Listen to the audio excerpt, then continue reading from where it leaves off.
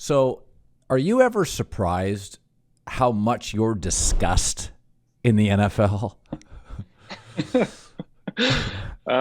Honestly, I'm not really aware usually, which is for me a great way to live, great way to be. I usually find out about things that are going on because people will reach out and say, "Hey, you doing okay?" or "Hey, such and such said this or this," and I'm like, I really didn't want to know that. But yeah, it's kind of makes me laugh. Kind of is what it is. I think I do the best I can in every situation that is put in front of me, and try to make the most of it and enjoy the time. But yeah, it kind of makes me laugh a little bit sometimes, the things that I hear and the things people send me. Well, it's interesting because a lot of criticism, I get criticism. We're public figures. I don't care. The only stuff that would bother me would be personal stuff, right? And Yep. sometimes I think people have been too personal with you. And I've said that I've defended you a lot in the air where I'm like, I don't know, big, strong, athletic. I like him. But, like when Jim Irsay says, hey, we made a mistake, I'm like, ow, ow, that's kind of like that hurts a little, right? I mean, it is what it is. Everyone's entitled to their own opinion. I thought last year was a really fun year. I thought we did some incredible things. Came up short at the end. Obviously, I struggled down the stretch there, and timing was poor. But yeah, that I didn't expect that. I didn't expect things to unfold the way they did, and I thought things were in a pretty good place there. Had awesome relationships with every single person in that building. Can't say enough good things about the people over there, and yeah, kind of came out of left field. He's entitled to his own opinion, and he's entitled to do what he wants with his football team. You know, the NFL's tough. As you know, you played for a dominant college program. And in college, you line up a lot of times if you're at a top program and on Saturday, like you'd have to really screw up. In the NFL, the Jets beat the Colts. Or the Jets beat the Titans, who are the number one seed in the AFC. Like people don't want to talk about that, but they want to talk about the Jags beating the Colts. But the Jets and if you watch that game, you're like, what is going on here? So did you think at one point, I mean, it's, by the way, the Colts have struggled with the Jags in Jacksonville for the last Yeah. half decade. When people freaked out, Carson, was there part of you thinking, hey, time out, you can Google how we've done down here. Like I'm not the only guy that's struggling, right? um, yeah, I mean, honestly, it was just a real tough ending. Honestly, and then once rumors and reports are going around, I'm like, talking to my agent, are these things real? What's going on? Like, honestly, it was kind of came out of left field. And you kind of just try not to think too much of it. Rumors and reports are a big part of this business we're in, so you never know what's true and what's not. So try to not stress about it too much. But yeah, it was a very unfortunate ending to the season. Not a good time to play poorly the way I did, and as a team we struggled. But yeah, that's what's crazy about the league is, as you just said, anybody can beat anybody anytime you step on that field. And I mean, we had our work cut out for us the first time we played the Jags at home.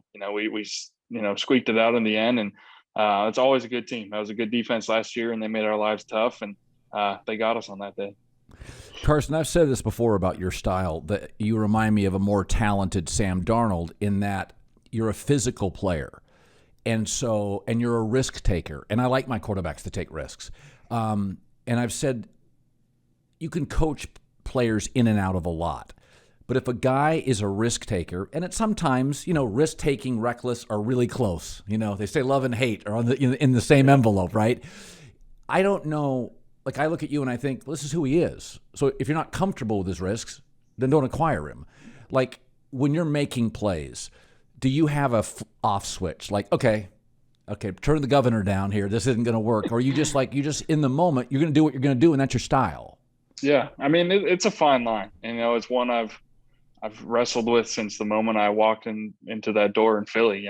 Shoot, that's how I played in college. It's I try not to get in my head or overthink things. So I just, with what I see, whatever's there, I let it rip. I pull the trigger.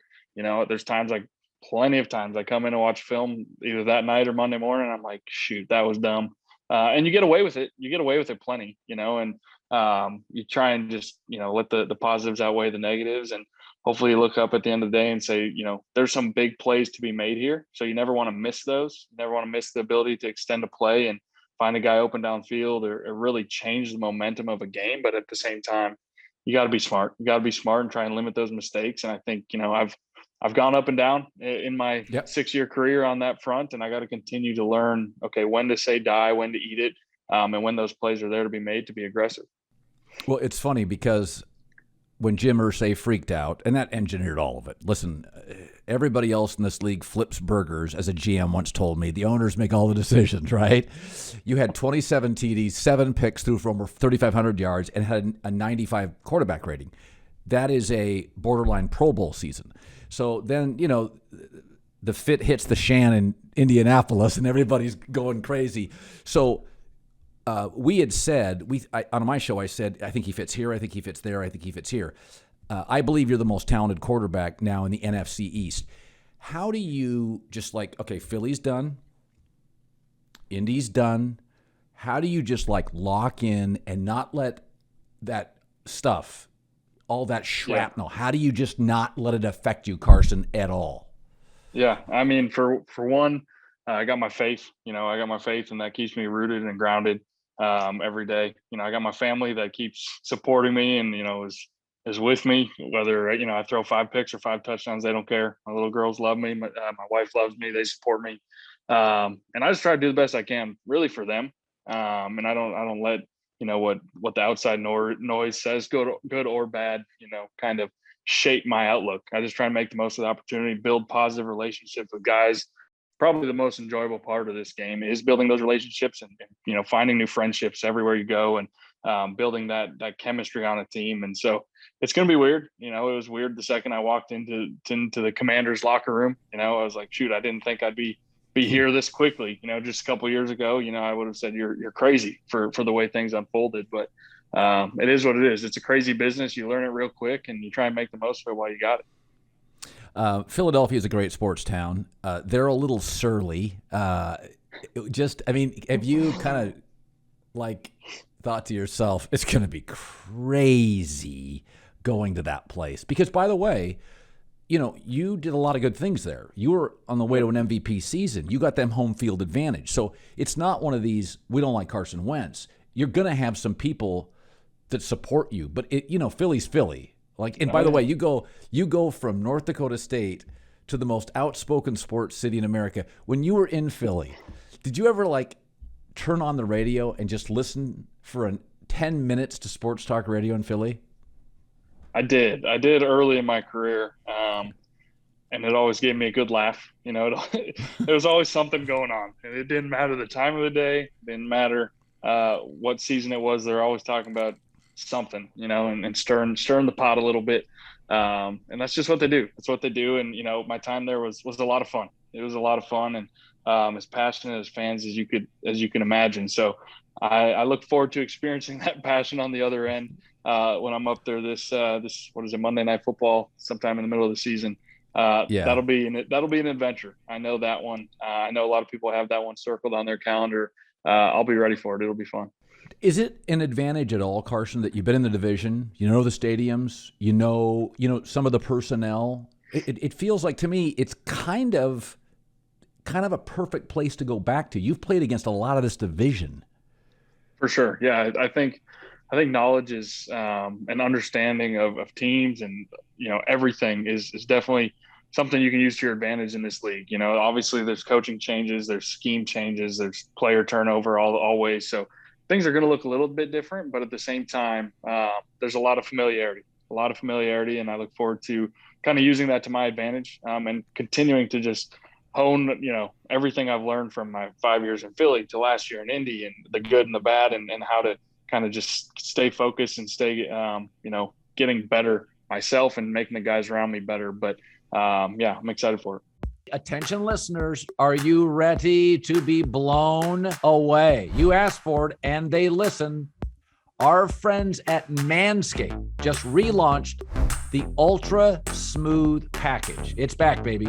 Your new favorite tool and complement to the Lawnmower 4.0 to keep your boys smooth, looking and feeling their best. All you have to do, go to Manscaped, FanDuel.com. Get 20% off, free shipping too, with the code Colin, COLIN. Grab your handy Lawnmower 4.0. Give your boys the classic trim. They've got crop gel, the crop shaver, vegan, sulfate-free, cruelty-free. All of the products at manscaped.com. Guys, 20% off and free shipping. So you need to get personal with the best tools for the job, the Ultra Smooth Package from Manscaped. The code is COLIN for all your delicate places, manscaped.com. Check it out, code Colin. There's three kind of quarterbacks in the NFL: franchise, backups, and bridges. And Troy Aikman said something, and I thought it was fair. Troy said the other day, he said, I think this is his last shot to be in the franchise. He's got the size, the arm, the talent. Do you view it as like, hey, man, this is it? Like, I got to get it done. I can't go to bridge. I'm not a backup. Do you feel like this is it? Yeah, I mean, I understand it from the outside world, and I understand it from everyone's perspective that they can call it that. But for me, it's, I try to not put that much pressure on myself. I'm extremely confident in what I can do and what I can bring to a team and how I can help elevate those around me. And so call it what you want. Call me what you want. At the end of the day, I don't really care. I'm going to go out and hopefully play well and get my team in a position to win and win a lot of games. Kirk Cousins, Derek Carr, yourself, Russell Wilson, you're guys with deep religious conviction and faith. Russell's let you know about it. Some guys do, some guys don't. Through the years, I've heard people, not really a criticism, but some guys aren't as cool with it. Some guys are. Because you are known, like Russell Wilson, Kirk Cousins, Carr. How do you share it? If I could ask, how do you? I mean, you tell me. How do you share it in the locker room? Yeah, that's a great question, and it's a fine line because you're confident and passionate, about your beliefs and what you believe in, and what the Bible says and what the Word says, and what Jesus kind of challenges us to do with the Great Commission. Go and tell the world about Him. But at the same time, you got to do it with love, with grace, and you got to walk it too. You got to show people you love them and care about them and build relationships and all of those things. And so that's a learning curve in itself, because I think anybody that's passionate about whatever the heck it is, they want to talk about it. They want to talk about it. And, I'm sure you're passionate about sports. So you go on TV and you talk all the time about sports. So things you're passionate about, you want to talk about, but at the same time, you have to have respect for people's beliefs and their opinions, and just kind of show them who you are by being around them and showing them your character and what you stand for. And when the time is right, you share your faith. But again, everyone knows kind of what I stand for, what my wife stands for in our family. And, we're always open and up to kind of, having those conversations, but we're not going to force it, upon anybody. But it's definitely, it's a fun kind of locker room conversation to have with some guys, because you got guys of all different faiths, backgrounds, right. Journeys in their own Christian walk, all of those things. And that's why I think it's so cool to go to work every day, because you got people with kids and families, you got single guys that are going out every night, you got everybody in between with different viewpoints, coming from different upbringings, all of that. So that's what makes it fun. I heard a story one time. I don't know if this is true or not. You were hunting in New Jersey or something, and I'm like, where do you hunt in New Jersey? And when you were an eagle, and I thought, God, that poor country kid. He's in these cities. He probably just wants ducks and a duck blind, and he wants to take his his cap and his camouflage. Do you ever feel you've gone Philadelphia, now you're back in Washington, these big urban environments? Do you ever think to yourself, I probably should be like a Packer quarterback. I should be out in the. I mean, it's like you're not. Are you comfortable as a big city kid? Yeah, I mean, I'll say this, we're not in the heart of DC, so we're not as crazy. And I think for me now, when I was younger, I was, by myself, living by myself, hunting, all that stuff, having kids and a wife, things change, and your free time isn't devoted to hunting all the time. You come home and you're entertaining your 2-year-old or whatever. So the things you look for and the things you desire definitely change, and but yeah, I think we've already learned this area. We're big foodies. You know, we like going to coffee shops. We like going to parks with our kids and biking and doing different things. And so that's definitely fit us well here already. Been pleasantly surprised with that out here in this Virginia area, all the things to do. But yeah, I've definitely thought about that. And I always find, like you said, whether it was in New Jersey, out here, I'll find a way to get to the woods and kind of decompress and use that to kind of keep me going. But you know, that's not always the number one priority, even though my wife might argue with you sometimes. Every now and then I get out there, but not quite as much of a priority as it used to be. Is it hard for her when you get criticized?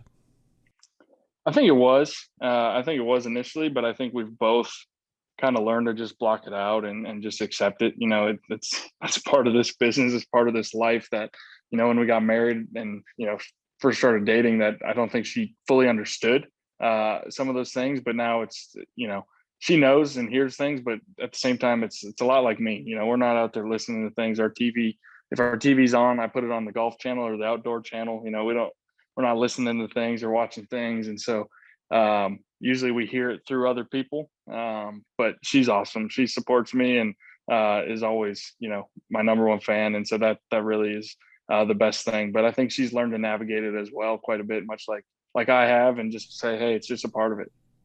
Okay, third year, you're going to be on your third offense.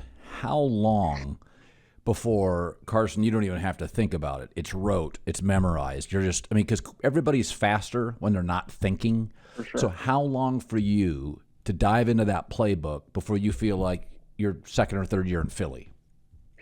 Yeah, I mean, that'll take time. That'll definitely take time. And already, I'd say the first couple of weeks, I was like, holy smokes, here we go again, you know?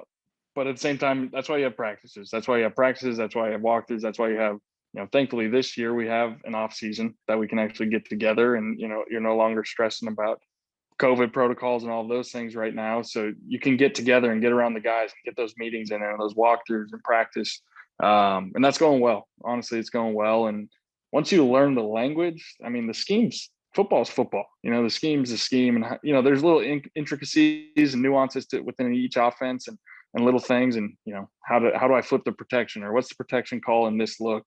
All of those things that I got to continue to learn. But at the same time, there's a lot of smart guys on offense around me that do a good job. And so, you know, so far it's going well, but by no means do I have it down like the back of my hand quite yet. That's going to take some time, but that's also something I enjoy. I enjoy kind of diving in and trying to learn all the details of things and trying to get it down like the back of my hand, but it'll take some time. I'm sure sometime in training camp, once I've had a lot of those practices under my belt, it'll start to kind of feel that way. You know, I made this comment on the air. I said, if Derek Carr doesn't make the best throw of his career to Hunter Renfrow, and it was a great throw, and I said, and I love Derek, and I said, that's the best throw I've ever seen him make. And I said, if he doesn't make that throw, the Colts are in the playoffs, you're a Colt. I mean, have you ever thought about, like, that's how close this game is, Carson? Yeah. It's literally, it's this. He put it into a little tiny envelope. I don't know if you remember that throw. Yep. It was just a great NFL quarterback throw. But have you ever thought, man, my whole life would be different if Derek didn't fit it into a space? Oh yeah, there's always those things within a year. I mean, you can think back to a couple of years ago. Well, if I'd done this differently in Philly, or all those things. But at the same time, that's where, kind of like what we talked about earlier, is my faith and just trusting. You know, there's a plan. I don't know fully what God's plan is for me, but I'm going to try and be obedient and, you know, make the most of it no matter what it is. But yeah, you always think of those things. And like you said, that throw was unbelievable. Watching it from the sideline was very demoralizing, obviously, in the moment in that situation, but unbelievable throw. And yeah, you can look back on all those things. You know, if I wouldn't have, you know, fumbled the first drive of that opening drive in the second half against the Jags, you know, what if we went down and scored? What if, you know, little things. What if I put the ball away and we just ate that sack and ended up converting a third down? And who the heck knows? You know, you play all those what if games your whole life, and you look back and say, well, shoot, try and make the most of it the next time. But yeah, there's always those little things that you're like, that one play, if it went the other way, we might be sitting in Indy right now. Things might look different, but hey, we're here for a reason, and we're going to make the most of it. You know, you were probably the biggest kid in your high school league. You were obviously very physically imposing at an FCS level. And when you walked into the NFL, I can remember watching you in your first year thinking, man, he's Cam Newton, Big Ben. Some of you guys are just bigger than quarterbacks historically have been. Even now when I look at you, you look like a tight end. Is there been a moment, you go back to your first year when, you ran over guys in high school. You may have ran over guys in college. Was there a moment your first year you're like, this is a little different the way they hit? Because you're so big, you have so much confidence, you'd probably never been tagged, like really tagged before. Yeah. Yeah, I would say, I remember playing the Panthers. It would have been my second year. I think it was my second year. My first year, I was just a kid trying to figure out what the heck was going on, just running around trying to make plays and keep your head above water, all those things. I think my second year, I lowered my shoulder on the goal line against the Panthers. It was, I forget, one of their DBs, and I'm like, I got this. This is a touchdown, and kind of was like a standstill. Nobody won. And then a D lineman came and pushed me back, and I'm like, I can't even run over DBs at this level. Like, what the heck? And so I got a lot of crap from my teammates. Like, what are you doing? Like, you're done trying to run over people. You're done trying to do that. So I think I learned my lesson that game. But things are different. It's definitely a different level. But you got to learn. You got to learn those things and get better from them. You have, I think, one of the better receivers in the league, Terry McLaurin, and I watched him at college at Ohio State. He's one of those guys that's almost a better pro than a college receiver. Have you worked with him, talked with him? What do you know about him? Yeah, talked with him quite a bit.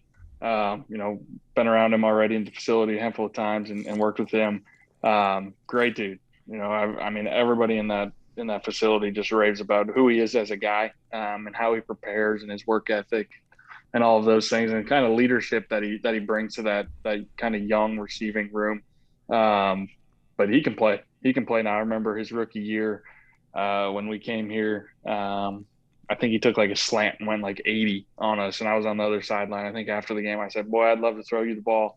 Never would have imagined it unfold like this just a couple of years later. But it's kind of funny to look back on kind of that moment in that game, and now obviously put on the tape and see what he's been doing the last couple of years. It's pretty remarkable. So I think we'll have some fun together. So you've had injuries in your career. You've been beat up by the press. How do you decompress? Are you going to take a 2-3 week period with your family? I just got back from Italy. Get on a plane, go somewhere far. How do you decompress? Get away from us, everything.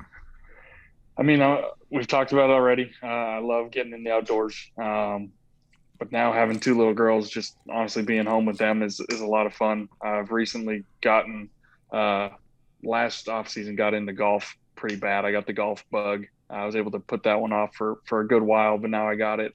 Not sure if my wife loves that one yet. But golfing, hunting, time with my family is honestly the best thing. When the season ends, we like to travel. We like to go do some things. And you mentioned Italy. That's on our bucket list. But with two little kids, that one's going to take some time. I have to ask you about that one some other time, but we love traveling. We love, getting out and doing things. Like I said, we're big foodies. So we, want to try all the, local cool hipster food, restaurants or, coffee shops or whatever. We just like to be active and go do things. And so, we have fun, and we're able to definitely kind of separate ourselves from work and all the craziness that comes with it, pretty well. Cause honestly, one second I walk in that door, nothing else matters outside, this house, and these girls and my wife, and got a couple dogs and kind of everything that we got going here. Quarterback for the Commanders, Carson Wentz, good dude, good luck, and those Philly games are going to be interesting. They'll be fun. All right, Carson, good luck to you. Thank you, sir.